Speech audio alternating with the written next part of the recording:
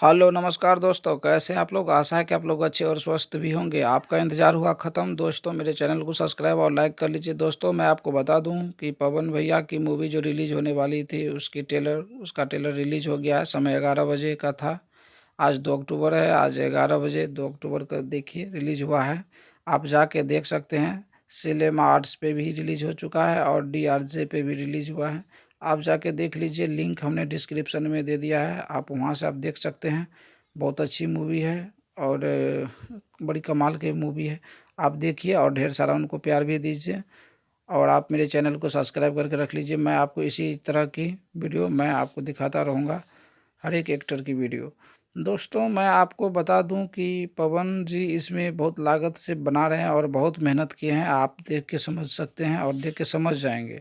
दोस्तों इसमें देखा जा सकता है कि पवन भैया गंगा जी के किनारे पॉलीथीन साफ करते हैं और गंगा मैया की साफ़ सफाई रखने की बात करते हैं। इसीलिए दोस्तों ये तो हम सब का भी फ़र्ज़ है, साफ़ सफाई रखना चाहिए। दोस्तों मेरे वीडियो को देखने के लिए दिल से धन्यवाद। थैंक यू दोस्तों।